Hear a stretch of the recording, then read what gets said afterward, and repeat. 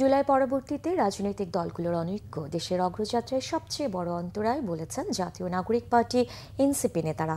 দলটির সদস্য সচিব আখতার হোসেন বলেছেন, সনদ নিয়ে গণভোট যারা প্রত্যাখ্যানের পায়তারা করবে, জনগণ তাদেরকেই প্রত্যাখ্যান করবে। আর সিনিয়র যুগ্ম আহ্বায়ক সামান্তা শারমিন বলেছেন, দেশের রাজনীতিতে এখনও একচ্ছত্র আধিপত্য গুন্ডা মাস্তান, চাঁদাবাজ ও দখলদারদের। খাদ্যপণ্যের দামের ঊর্ধ্বগতির একমাত্র কারণ ব্যবসায়ী ও পরিবহন মালিকদের সিন্ডিকেট বলেও মনে করেন বক্তারা।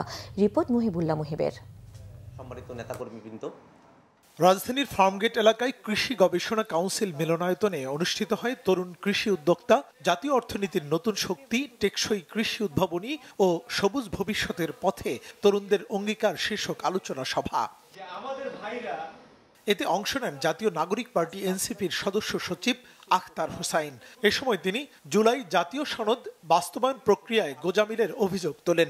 সনদ নিয়ে কয়েকটি দলের অবস্থানের সমালোচনা করেন আখতার। জুলাই সনদের বিষয় নিয়ে অনেকগুলো দল যে ধোঁয়াশার জায়গা তৈরি করছেন সেটাকে আমরা সন্দেহের চোখে দেখি, কিন্তু ইদানিং একটি দলের নেতারা চূড়ান্তভাবে গণভোটের রায়কে প্রত্যাখ্যান করার মতামত ব্যক্ত করছেন। তারা গণভোটে না দেওয়ার জন্য ক্যাম্পেইন করেছেন, কিন্তু বাংলাদেশের জনগণ সেটাকে প্রত্যাখ্যান করেছে।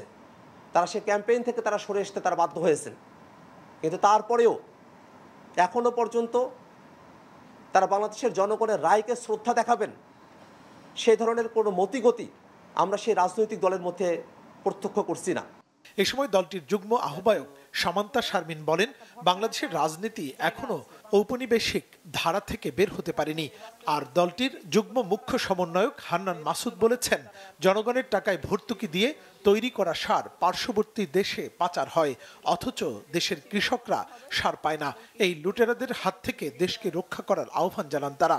পার্লামেন্টে আল্লাহ আমাদের সুযোগ দেয় এবং দেশের মানুষ যদি আমাদেরকে ম্যান্ডেট দেয়, এই রাষ্ট্র কাঠামোতে, এই সরকারের ব্যবস্থায় কত রকমের সিন্ডিকেট আছে, কত রকমের বাধা আছে, কত রকমের এই লোকাল গভর্নমেন্টকে শক্তিশালী না করার পিছনে কত রকমের বাধা কাজ করে, এগুলো সব কিছু আমরা বলে দিতে চাই। আওয়ামী লীগ আমলেই কৃষির যন্ত্রপাতি বিতরণের জন্য, বিনামূল্যে বিতরণের জন্য কয়েক হাজার কোটি টাকা বরাদ্দ করা হয়েছিল এবং তার মধ্যে থেকে প্রায় 4,500 ট্রাক্টর কিনা হয়েছে, তার মধ্যে একটা ট্রাক্টরও কৃষকদের কাছে পৌঁছায় নাই। আগামীতে জাতীয় সংসদে আধিপত্যবাদ এবং লুটেরাদের বিরুদ্ধে প্রতিবাদ অব্যাহত রাখতে এনসিপি ভূমিকা রাখবে বলেও উল্লেখ করেন বক্তারা। বাংলাদেশের যে কৃষি সম্প্রসারণ। মুহিবুল্লাহ মুহিব, বাংলা ভিশন, ঢাকা।